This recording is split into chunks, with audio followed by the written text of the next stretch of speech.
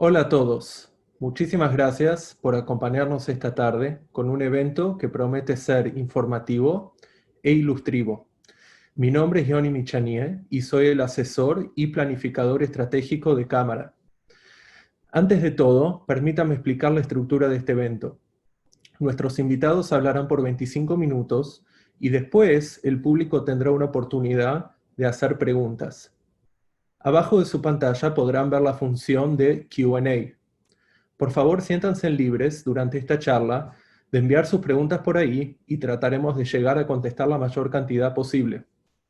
Con nosotros hoy, y mi placer introducir, son Maya Gabriel y Marcela Huío. Maya Gabriel es la directora del Departamento en Español de Cámara. Nacida en Argentina, vivió la mayor parte de su vida en España, recibida donde, entre otros trabajos periodísticos, dirigió también la radio Sfarad. Marcelo Huío estudió en Buenos Aires como técnico superior en periodismo. Ha trabajado como freelancer, escribiendo para distintos medios y sobre diversos asuntos. Además, ha trabajado con el proyecto radial de la Federación de Comunidades Judías de España. Actualmente, además de su labor en Cámara como director adjunto del Departamento de Español, publica artículos relacionados con Israel y con el antisemitismo en diversos medios, tanto en español como en inglés. Muchísimas gracias a los dos por estar acá con nosotros. Y Maya, me gustaría empezar con vos la primera pregunta. Antes de nada, ¿por qué Cámara en español? Muchas gracias, Johnny. Y muchas gracias a todos ustedes por asistir a esta charla y permitirnos contarles un poquito acerca de lo que hacemos, cómo lo hacemos, quiénes somos. Cámara, para quienes no lo sepa, es una organización norteamericana que lleva más de 35 años haciendo un seguimiento de los medios de comunicación y asegurándose de que el sesgo anti-israelí que lamentablemente vemos en los medios, pues se corrige. Digamos que esa palabra que no me gusta nada en español, que es monitorear. Monitoreamos los medios y hacemos un trabajo de análisis y de comunicación con los periodistas y los editores. Nosotros, Marcelo y yo, llevamos la página en español. Cámara tiene muchas páginas, muchos trabajan en varios idiomas, en inglés, obviamente, en árabe, en hebreo. ¿Y por qué en español? Bueno, en primer lugar, porque no había nadie que lo hiciera. Somos la única organización que se dedica a la cuestión del sesgo informativo profesionalmente y a contactar con los medios y a pedir que se cambien las informaciones falsas, y porque el español es la segunda lengua más hablada en el mundo y es la segunda lengua más hablada en los Estados Unidos, donde cada vez está cobrando más importancia la comunidad latina, como saben. Y para eso, ¿cómo hacemos? Bueno, hemos dividido más o menos el trabajo, nuestra zona de trabajo en tres grandes zonas geográficas. Tenemos, por un lado, España, por otro lado, Latinoamérica y por otro lado, los latinos de Estados Unidos. Evidentemente, sabemos que no es lo mismo y hay idiosincrasias distintas, no es lo mismo ser chileno que argentino, o latino en Miami que latino en Los Ángeles, pero esta manera de dividirlo nos permite más o menos una aproximación general y sobre todo detectar problemas comunes. Bárbaro, la verdad que muy fascinante y eso me lleva a la segunda pregunta para Marcelo. Entonces, Marce, ¿esto es una cuestión esencialmente de idioma? Bueno, antes que nada también quiero dar la bienvenida a aquellos que se han acercado virtualmente a este espacio. Y en cuanto a tu pregunta, te diría que no, porque la lengua es solo un vehículo, ¿no? Que en el caso del español, como lengua materna, eh, conecta entre sí a muchísimas culturas y muchísimos países. Y debido a esto y a la facilidad que hay hoy en día para el acceso a la información a través de la web, lo que sí se produce es que hay un gran porcentaje de esta población que comparte una misma información. Y en el caso particular de Oriente Medio y del conflicto árabe-israelí, el origen de esta información es mayormente o principalmente, si se quiere, en España, es decir, en sus grandes medios de comunicación. Yo te nombraría, por ejemplo, los tres más influyentes, ¿no? La agencia de noticias española EFE, que por otro lado es la única agencia en español que tiene una oficina en Jerusalén, el diario El País, y en tercer lugar el ente de radio televisión española, que a través de su canal internacional y de la radio internacional llega prácticamente a todos los lugares de habla hispana. Ya en un cuarto o quinto lugar te agregaría, más que dos medios, dos notas de color, ¿no? El Mundo, que va creciendo, y una agencia de noticias de la cual se hacen eco muchos medios latinoamericanos, que es Europa Press. Europa Press no cuenta con corresponsales en Oriente Medio, pero extrae la mayor parte de su información de una fuente problemática, porque esta fuente es la agencia oficial de noticias de la Autoridad Palestina. Todo esto que te cuento sucede especialmente porque estos medios son los únicos que prácticamente tienen corresponsales en la región. Y si bien hay algún que otro periodista español que colabora de tanto en tanto con algún medio latinoamericano o de cualquier país del continente americano, su fuente principal de trabajo está vinculada o depende a un medio español. Entiendo. O sea, Perdón que salte, quiero hacer una pequeña aportación a lo que decía Marcelo, que creo que es muy importante para entender la idiosincrasia del país de donde surge la mayoría de las noticias. Y es que España es un país, como le gustaba decir aquí a la comunidad judía, es un país que inventó el antisemitismo sin judíos. Es decir, desde 1492, en tiempos de la expulsión, hasta hace apenas unos 200 años más o menos, no había judíos en España. Pero lo que sí había era una constante demonización del judío. Ese judío imaginario, ese judío que se podía ver en la literatura, las grandes plumas, algunas de las grandes plumas de la literatura española, como por ejemplo, no sé, Pío Baroja, Quevedo, gente abiertamente antisemita. Y esto es que no tenía una contrapartida, no había judíos para contrarrestar. Entonces en España se crece en esta especie de animadversión al judío. Recordemos que judiada, y la RAE, con todo lo complejo que tiene sus definiciones, la RAE lo acepta, judiada es algo hecho por judíos, es algo que significa algo malo, un robo, una cosa fea, y todavía existe esa acepción. Casi no se utiliza, pero todavía se oye en España. Y eso por un lado. Y por otro lado también muy importante, cuando Europa se reconstruye después del Holocausto, digamos, Europa se reconstruye sobre las cenizas del Holocausto, se reconstruye con una especie de lección moral, que podríamos hablar aparte si se ha aprendido o no, pero hay algo ahí, es algo muy importante, y España está al margen, España no entra en esta reconstrucción. Entonces el resultado es un gran desconocimiento a la hora de hablar de Israel y de los judíos, y una gran frivolidad también. Quedó justamente el español como una suerte de símbolo mitológico del mal, de ciertos comportamientos censurables, ¿no? Sí.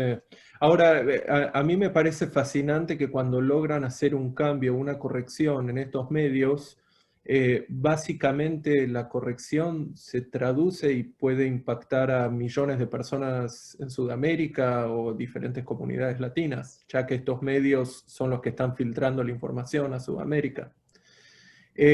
Maya, con la cuestión de frivolidad, ¿a qué te referís específicamente? Pues con la cuestión de frivolidad me refiero a que, lo que te decía, España es un país moderno, no tiene nada que ver con la España del antisemitismo, o sea, no quiero decir para nada que haya animadversión al judaísmo, pero ese desconocimiento ha permitido también, ese estar al margen, ha permitido que no se encienden las alarmas. En España puedes ver unos artículos publicados en medios de referencia, como los que mencionaba Marcelo al principio, que bueno, que sería difícil verlo en medios en Estados Unidos. Bueno, todavía es difícil verlo, pero por ejemplo, estoy recordando un editorial en el diario El País, que había salido, el diario El País, el diario más influyente, más prestigioso, un editorial donde un autor, creo que es abogado, escribía explicando que el sionismo es el origen de prácticamente de todos los males. Desde el 11 de septiembre,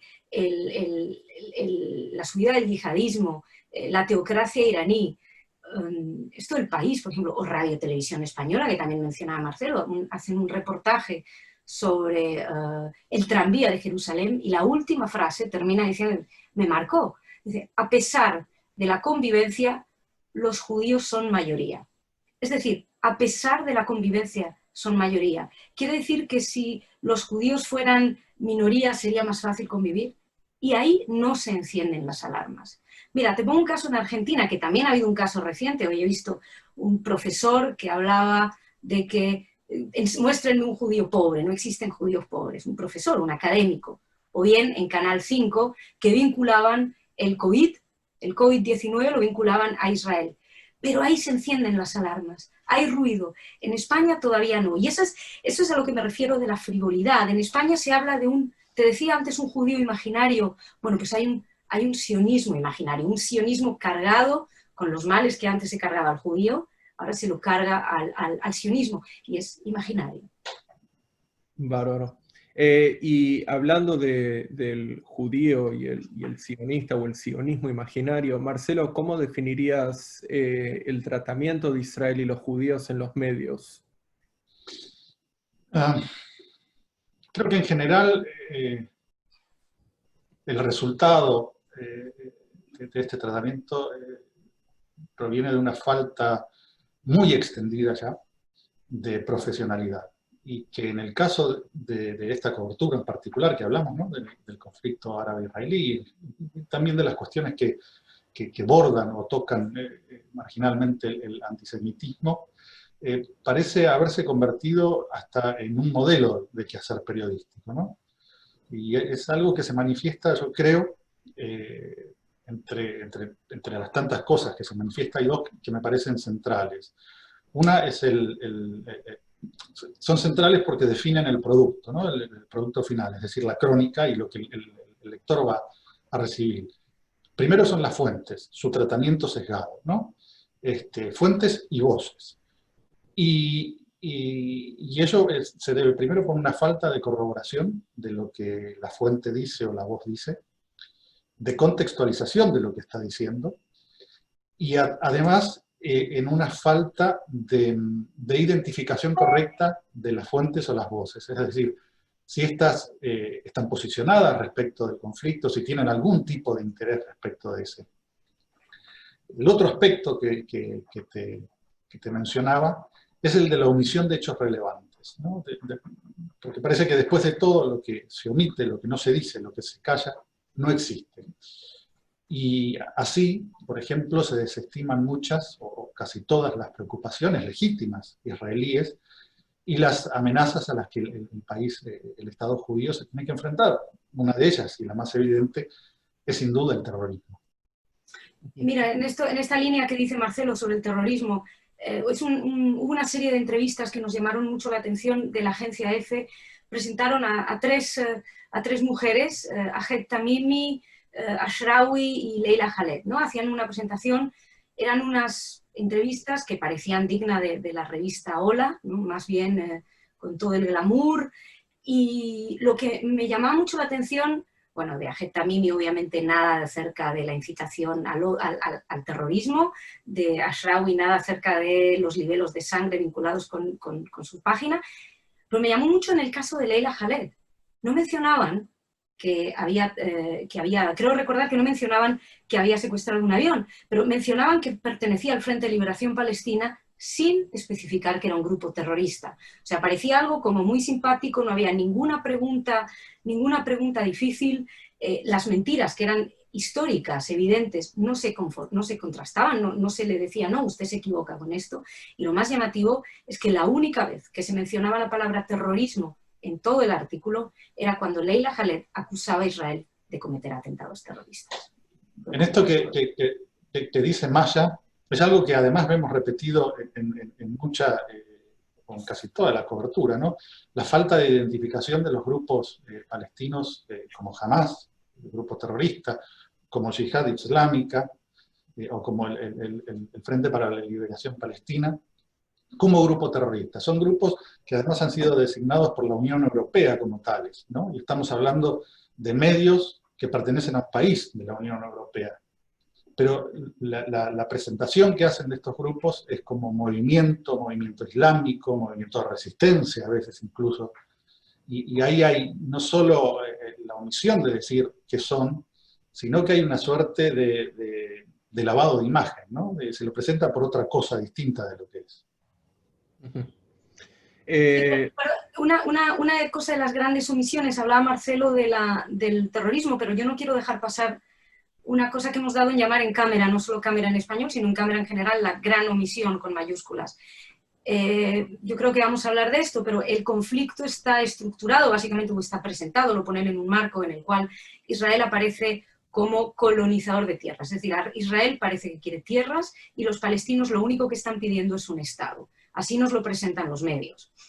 Si los palestinos lo único que quieren es un Estado, una de las preguntas que creo que sería interesante que plantearan los periodistas es ¿por qué en cada ocasión que han tenido la oportunidad para tenerlo lo han rechazado?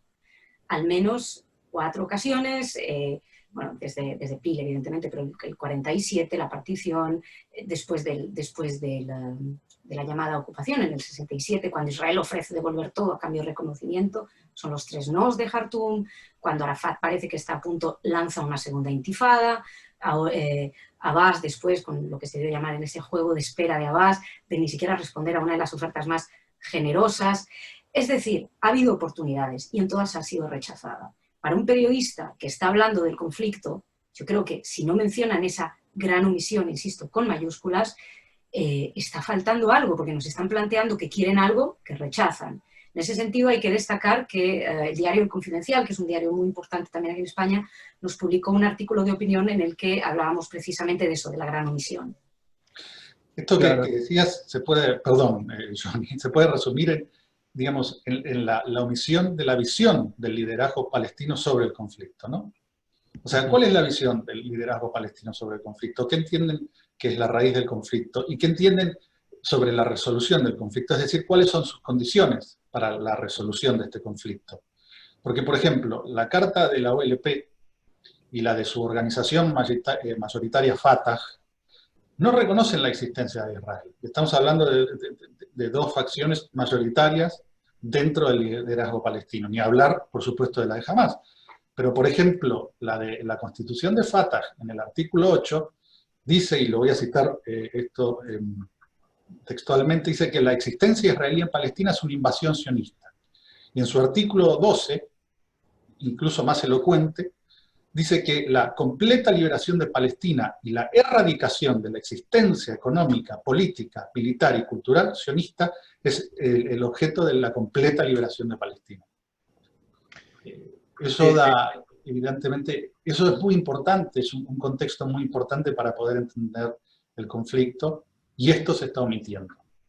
Y hablando de las porciones o los capítulos de la historia del conflicto que son sumamente importantes para entenderlo, hablamos de omisión, hablamos de frivolidad, y esto me lleva a otra pregunta. Empecemos con Maya.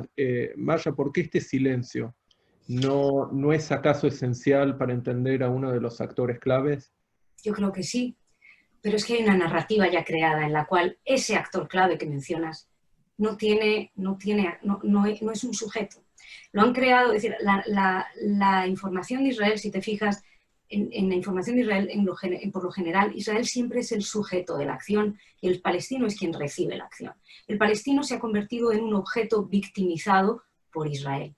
Es decir, aquí nadie está negando, y esto yo hago mucho hincapié, yo no niego y nadie niega aquí que los periodistas tengan que hablar de lo que existe y tienen que hablar del sufrimiento palestino, pero tienen que poner todo sobre la mesa. Lo que no vale es la ocultación de una parte de las cuestiones. Si les interesan los palestinos, sería interesante ver también el accionar de los líderes palestinos con los propios palestinos. Pero esto no existe, porque el único sujeto que tienen ellos son los israelíes. Y mira, lo vemos clarísimamente, y yo creo que esto es algo muy generalizado, no solamente en España, lo vemos muy claro con los cohetes. Cada vez que Hamás empieza a lanzar cohetes sobre población civil israelí, la noticia, muy pocas veces son los cohetes de Hamás, la noticia suele enmarcarse a raíz de la respuesta de Israel. Tengo un ejemplo que me estoy acordando de EFE, que a mí me pareció perfecto porque era con 2 días de diferencia y muestra ese doble rasero a la hora de gestionar o a la hora de tratar una noticia. En F, una noticia, un titular decía un israelí muerto por una piedra en una redada en Cisjordania. Ese es el primero, israelí muerto por una piedra en una redada en Cisjordania. Al día siguiente, un menor palestino muere por disparos israelíes en Cisjordania. En el primero, si se fijan, no hay sujeto, es una piedra. Bueno, una piedra no tiene una carga moral.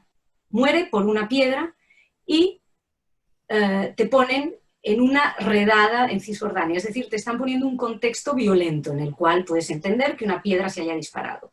En el segundo titular, el menor palestino muere, eso sí, por soldados israelíes y no hay contexto. Es en Cisjordania, no hay redada y no hay... En este caso lo que ocurrió fue una confrontación con el ejército. Es una doble vara de medir muy seria esta. Sí, este ejemplo que dice Maya es un ejemplo excelente de los muchos que vemos casi a diario de esta doble vara de medir, que es en parte la toma de partido, ¿no?, del profesional, que elige cómo y qué poner, ¿no? Y en este sentido... me acuerdo bueno, hay una serie de teorías, una de ellas se llama Agenda Setting, ¿no? Tenemos artículos, varios de estos artículos explicando este tipo de teorías y sobre narrativa y sobre fuentes en nuestra página, en revistamo.org. Pero para resumirlo sería así, los medios tienen mucho éxito en decirte en qué pensar. ¿Esto cómo lo hacen? Mediante el énfasis que ponen en ciertos temas, la repetición. A partir de esta repetición, la audiencia entiende o asimila la importancia de estos temas, le da una importancia que acaso no lo tengan, o acaso sí. Y después, a través de cómo enmarcan esos temas, los medios a veces te pueden llegar a decir cómo pensar sobre esos temas. Este enmarcamiento lo que hace es influir en las perspectivas que van a tener que va a tener el público sobre las facetas claves sobre estos temas. Y hay que tener en cuenta que la mayoría de los marcos, si bien se definen por aquello que se incluye, también se definen, y muy importantemente, por algo que dijimos recién, por la omisión. Esto es lo que va guiando, digamos, a la audiencia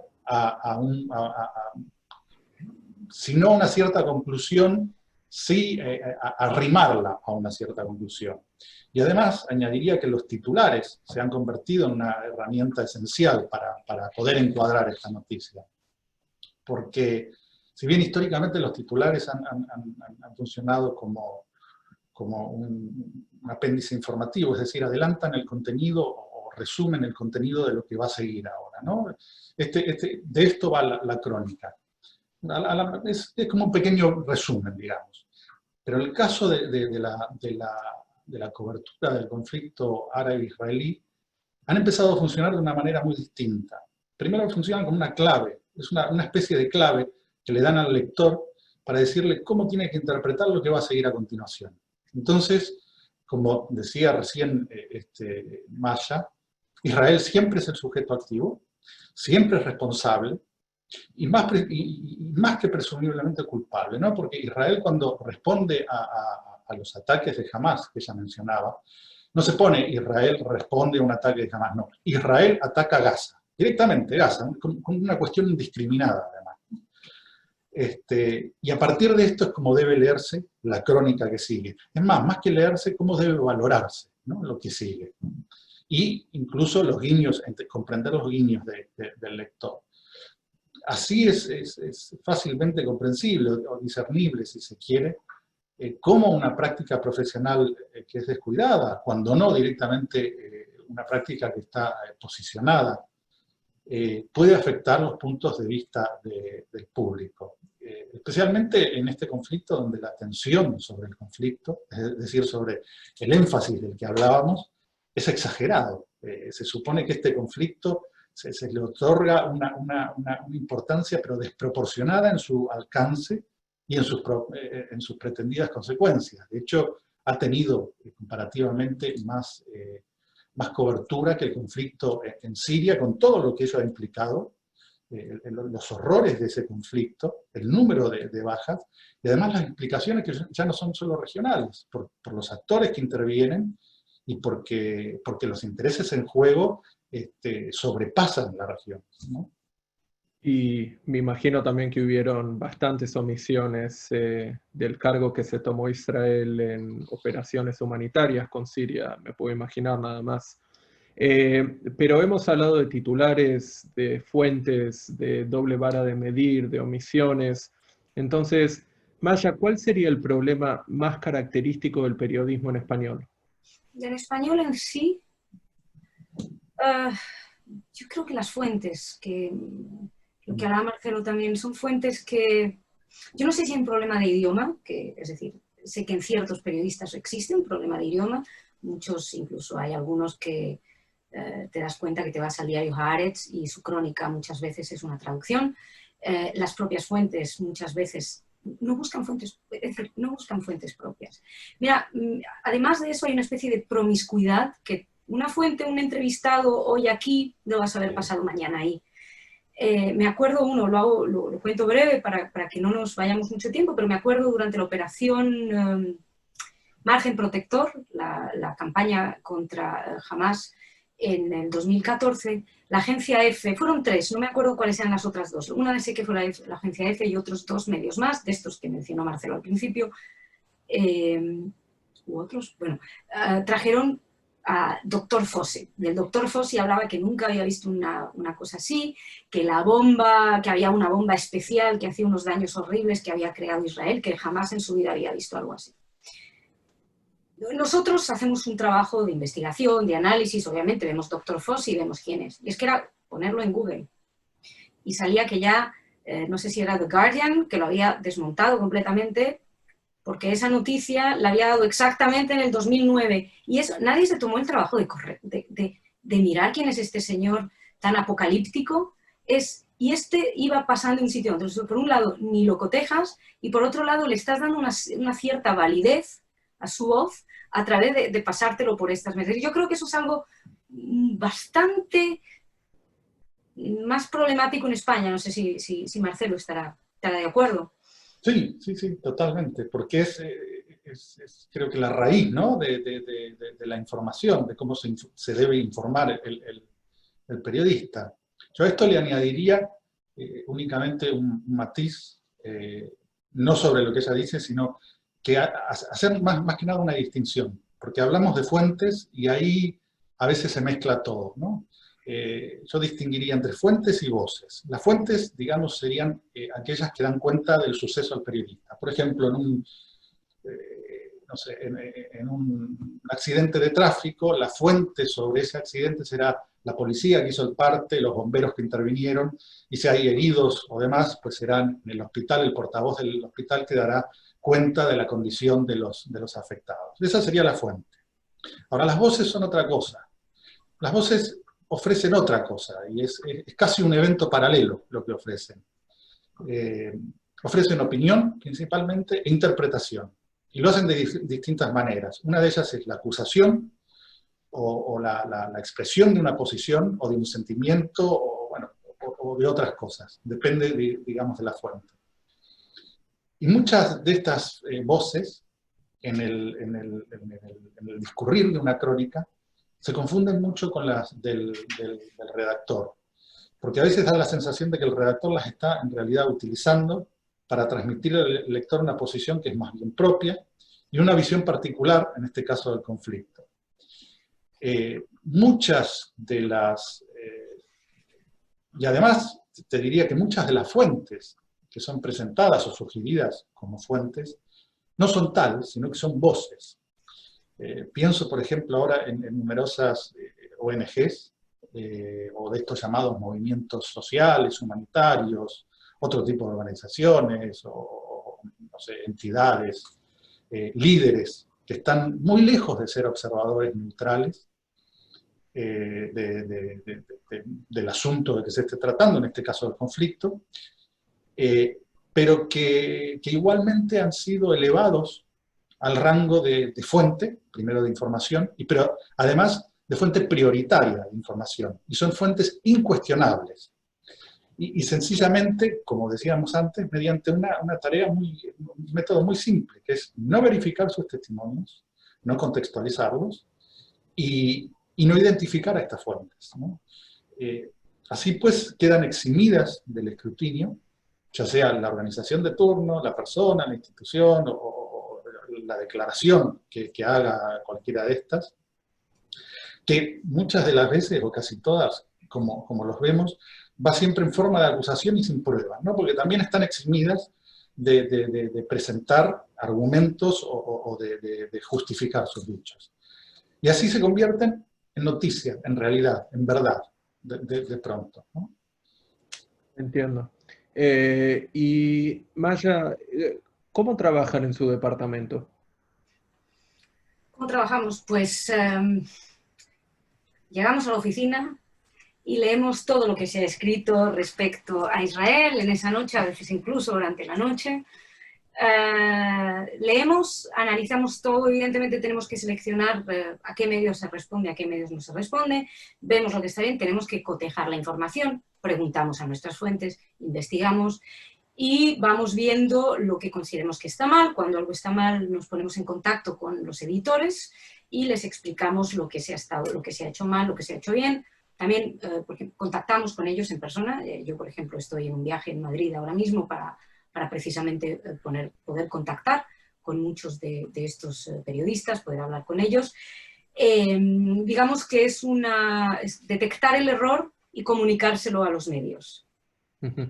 Y, Marce, ¿cómo dirías vos que responden?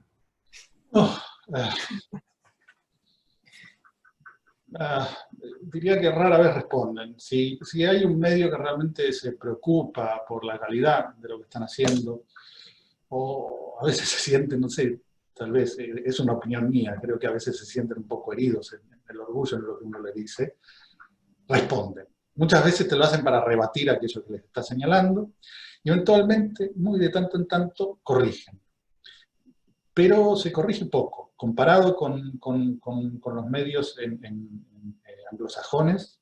En español se corrige muy, muy poco, porque pareciera que si no se corrige lo erróneo, se transmite la idea de que el medio no se equivoca, ¿no? Como te decía, o decía más, ahora no me acuerdo, hace un rato, que con las omisiones lo que no se dice, lo que se silencia, no existe, pues acá parece lo mismo. Con lo que no se corrige, está bien. Claro. Pero yo quiero decir, pero es cierto lo que dice Marcelo, que son difíciles de lograr, pero yo quiero decir que realmente podemos decir que se han logrado cosas bastante importantes. Sí, somos muy pesados también. No, hemos logrado, por ejemplo, hace poco que Radio Televisión Española se comprometa, hay que ver hasta qué punto esto sigue, pero a respetar su propio libro de estilo, que dice que si es un grupo terrorista hay que mencionar que es un grupo terrorista refiriéndose a Hamás. Se logró en el pasado muchas comunicaciones. Tel Aviv dejó de ser la capital de Israel para el diario El País, que esto es otro tema aparte, el caso de cuando insisten en Tel Aviv. Se ha logrado... ¿Perdón?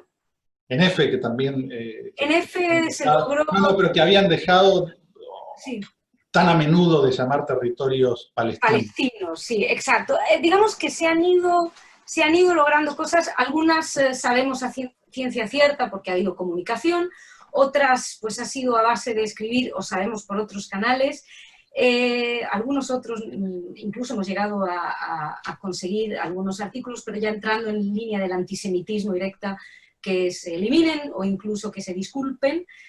Se ha hecho mucho y se hace y se sigue haciendo, y en general también hay que destacar el apoyo de la gente. Es decir, si hemos hecho esto, si logramos todo esto, es gracias a la gente, porque también a veces tenemos que recurrir a redes sociales, toda la gente que nos retuitea, que nos escribe, muchas personas nos escriben para decir hay un problema, que escriben a los medios, ellos mismos. Nosotros no, insisto, somos la única organización en español y no mandamos ningún modelo de carta, dejamos que la gente exprese lo que ellos saben. La verdad se puede expresar de muchas maneras. Todo esto lo hace la gente, entre quienes participan, entre quienes donan. La gente que da dinero para ayudarnos, pues evidentemente es un 50% de lo que hacemos.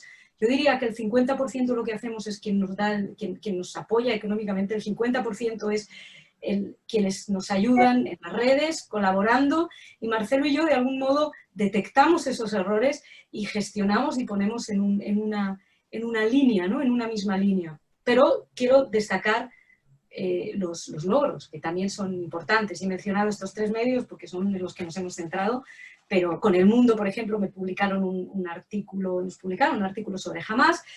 En Europa, Clarín también nos publicó una respuesta a Lubitsch, ya no recuerdo, pero sí. En un sí, diario en Puerto Rico, por una cuestión también de antisemitismo.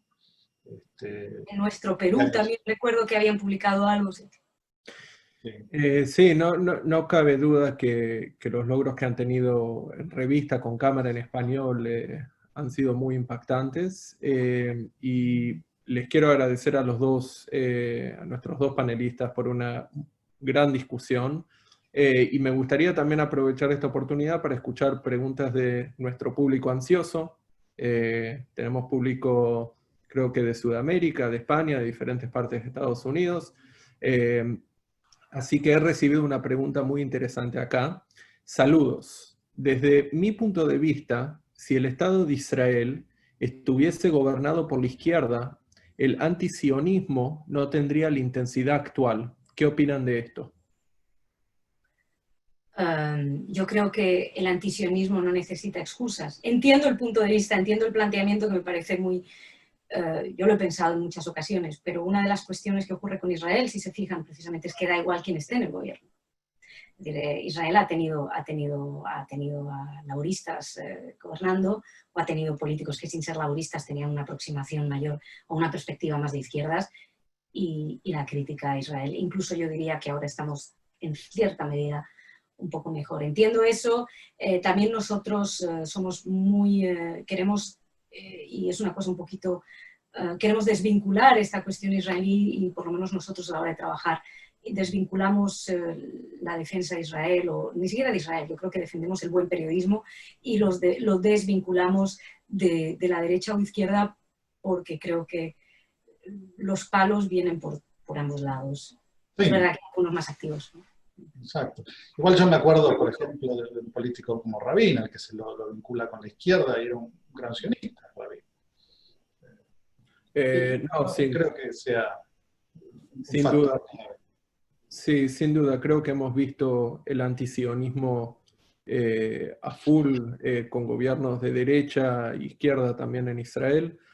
Y esto me lleva a otra pregunta que el público nos ha mandado. ¿Cómo Cámara combate la influencia de Telesur y Hispan TV con Venezuela como centros de operaciones? Pues, mira, no entramos mucho a valorar y a analizar Telesur, porque trasciende lo que es un medio de comunicación para transformarse en una cosa totalmente alternativa. Es un medio de propaganda, y creemos, o creo que en algunas instancias darles ese punto extra de relevancia, primero que no cambia nada, y segundo que bueno, que les da un poco más de notoriedad. Yo creo, yendo en la línea de lo que dice Marcelo, la persona que lee Hispan TV, o que ve Hispan TV, o voy a decir Canal Sur, ¿no? ¿Cómo se llama? Perdón, se me fue. Bueno, Telesur, no va a escuchar un análisis, no va a escuchar una reflexión. Es alguien que tenemos que entender que nosotros hablamos para la gente que está en el medio, la gente que no sabe. Nosotros, y lo que dice Marcelo, no puedes ir a un medio propagandístico a decirle: no está usted haciendo buen periodismo, y le va a decir: no, gracias, no es nuestro objetivo. Sí puedes ir al País, sí puedes ir a EFE, sí puedes ir a Radio Televisión Española, sí puedes ir al Clarín a decirles: están haciendo ustedes mal periodismo. Evidentemente hay cuestiones ideológicas por ahí, pero el objetivo de ellos es un objetivo periodístico. El objetivo de Telesur sí, es más funcional como lo que se llama ahora un echo chamber, ¿no? Ahora, Ahora, Maya, me gustaría empezar con vos, con esta pregunta, porque hemos hablado de esto en el pasado. ¿Qué tan serio es Irán como un factor en los medios españoles? Uf, es un factor muy serio, sobre todo en Latinoamérica. Es no solamente por los medios en sí, sino por la penetración iraní en Latinoamérica. Hemos hablado, bueno, Hezbollah, hace 2 días conmemorábamos los 26 años del atentado de la AMIA.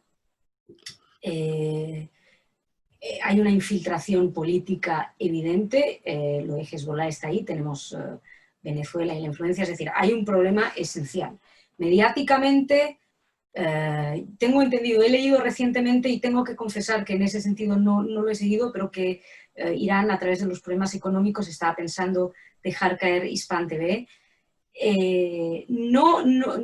Salvo periodistas activistas, que eso es uno de los aspectos que nos hemos dejado, pero que es importante también, salvo el periodista activista que va a recurrir a Hispan TV, el resto yo creo que son medios que son demasiado evidentemente propagandísticos, pero que intentan influir. Y el hecho de que nosotros en Cámara tengamos un departamento en español, insisto que es muy importante, porque precisamente quien haya hecho la pregunta ha puesto el dedo en la llaga. Hay mucha propaganda anti-israelí, antisemita en español, y alguna de ella viene financiada, pagada por Irán, y que tiene, no quiero entrar en muchos más detalles, pero es algo muy serio, y en España también. Entiendo. Sí, yo añadiría a lo que dijo ella, sobre todo las vinculaciones, la red, ya desde los años 80, la red de mezquitas y centros culturales que fue introduciendo Irán en Latinoamérica, eso me parece que es mucho más importante, y los vínculos políticos, ¿no? Por ejemplo, con los vínculos con Delía que había en Argentina, incluso me parece que con gente de Quebracho, es decir, con la extrema izquierda. Eso me parece más preocupante que los medios que pueda poner en marcha Irán, porque van a ser medios muy... no pueden dejar. Otra pregunta de un participante de Cataluña. El sesgo anti-israelí es patente en los medios públicos en catalán, TV3, por ejemplo. ¿Hacen también seguimiento o se han puesto en contacto con alguien del canal? La verdad que me indigno con frecuencia por el tono que emplean. Es terrible. Yo adolezco de algo que es la falta de entendimiento del catalán. Y es un problema para poder analizar. Un problema para los dos. Yo lo puedo entender y sé que es terrible porque también nos ha llegado quejas. Yo me puse en contacto una vez con los de TV3 y no pude seguir la comunicación por una cuestión idiomática, y lamento mucho eso. No podemos dedicarnos a eso, tenemos mucho en lo que estamos, pero sería interesante analizar la cuestión catalana o de TV3 en ese caso. Es que además nos pasa incluso en español, que a veces decimos, bueno, tenemos todo esto hoy. ¿Cuál de todo hacemos? Somos 2 personas, a veces hay un tercero que ayuda, y no nos dan los recursos humanos para poder hacerlo, ¿no? Claro. Y decimos, bueno, esto lo dejamos para mañana, pero mañana aparece una cosa también grande, y vas dejando, y cuando ya lo dejaste mucho tiempo, ya perdió su actualidad, y parece que vas corriendo detrás de la noticia, ¿no?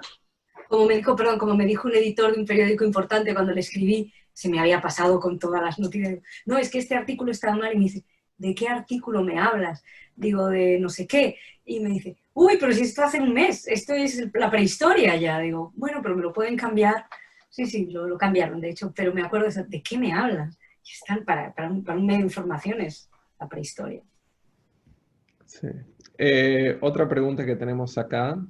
No he visto por ninguna parte algún comentario sobre el aniversario del atentado de la AMIA, que justo estábamos hablando hace unos minutos. en alguno de los diarios que leo aquí en Estados Unidos y pregunto si en España se pronunciaron o escribieron algo al respecto. No. No, yo no recuerdo. Que yo recuerde, no, a lo mejor en algún medio se nos ha escapado, pero no. Ok. Lamentable por decir. Bueno, otra pregunta que me gustaría tocar también es en el tema del periodismo, ¿cada cuánto, cada cuánto se encuentran con la idea que el antisionismo no es antisemitismo? Todos los minutos.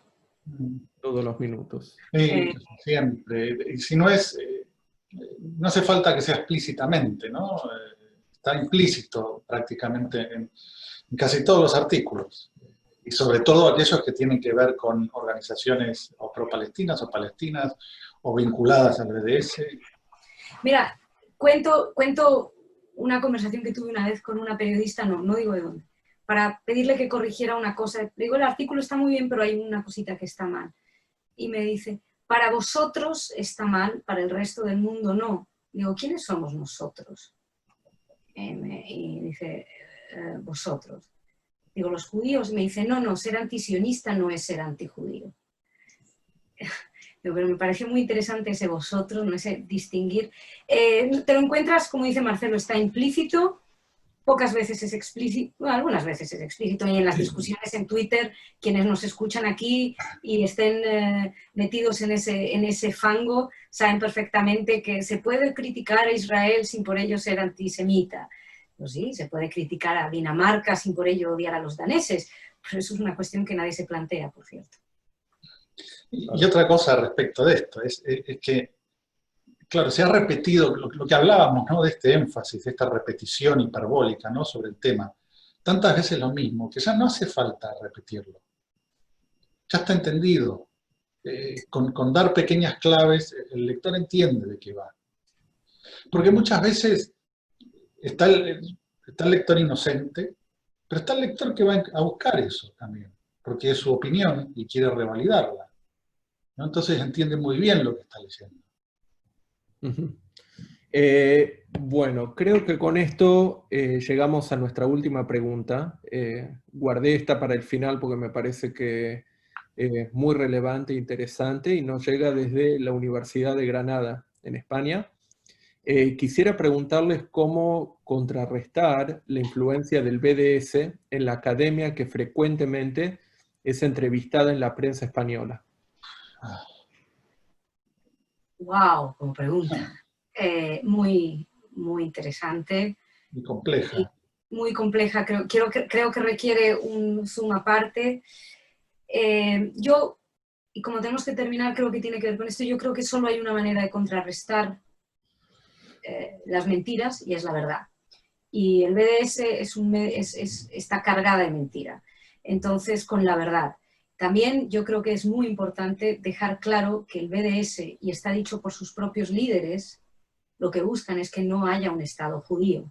De manera que en la academia, en los medios de comunicación o quien sea que defienda el BDS, tiene que estar asumiendo que defiende el fin del Estado judío.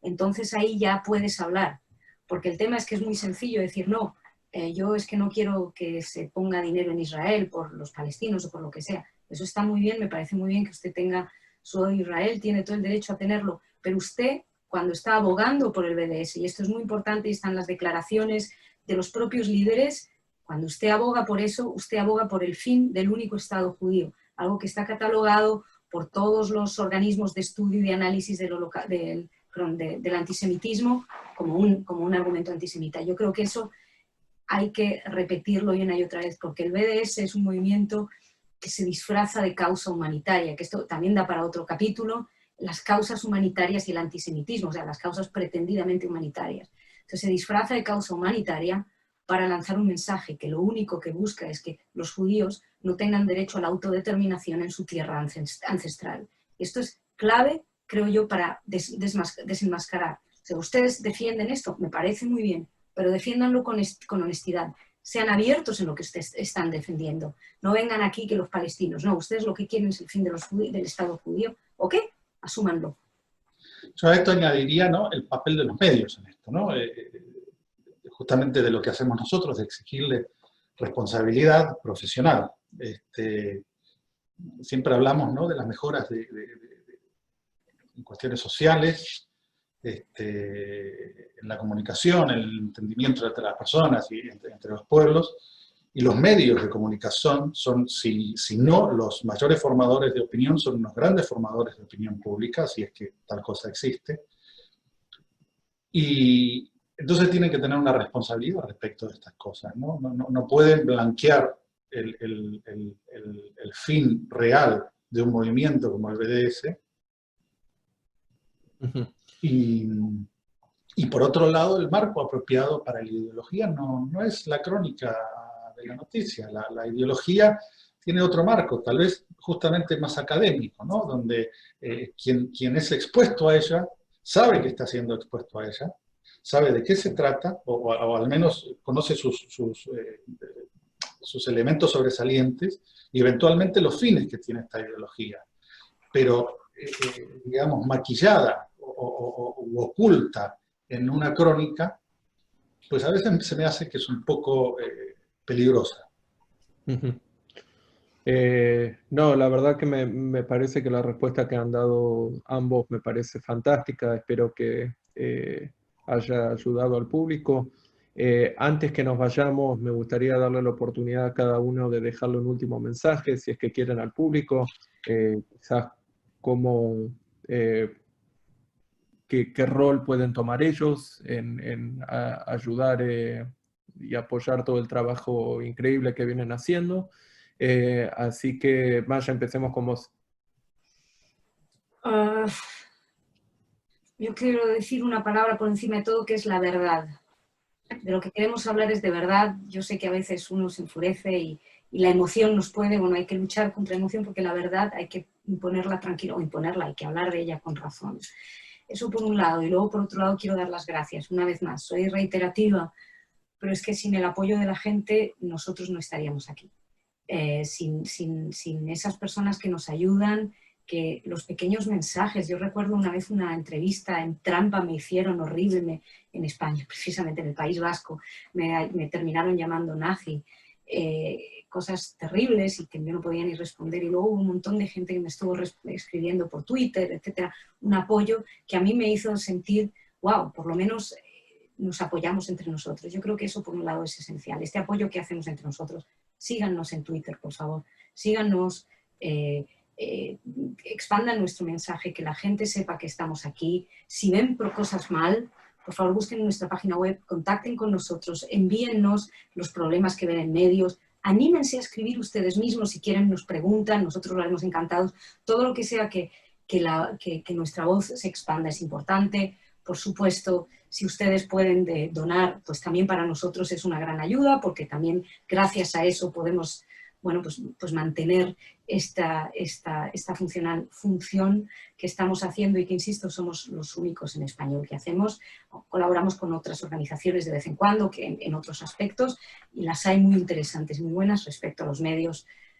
Somos quienes estamos llevando esta antorcha con mucho orgullo, y que cualquier apoyo, si es económico, si es moral, si es expandiendo nuestra voz, pues todo ello lo agradecemos mucho. Fantástico. Marcelo. Lo dijo casi todo. También darle las gracias por haber participado y escuchado y enviado preguntas y mostrado sus inquietudes. Y básicamente tal vez ayudarnos, que es lo que hacemos nosotros todos los días, que es pedirle a los periodistas y a los medios de comunicación que cumplan con el código deontológico, nada más. Es tan simple como eso. Y que cuenten con nosotros para pedirnos material. Tenemos muchísimos artículos de fondo, desde cuestiones sobre Fatah, sobre periodismo, sobre Jerusalén, sobre 1000 distintos, que nos lo pidan, que encantados se los mandamos por email, que se pongan en contacto con nosotros para para preguntarnos lo que sea, para transmitirnos inquietudes o cosas que le parecen que hemos hecho mal, por supuesto, serán también bienvenidas, lo que sea mejorar, siempre abiertos. Y desde ya, muchísimas gracias.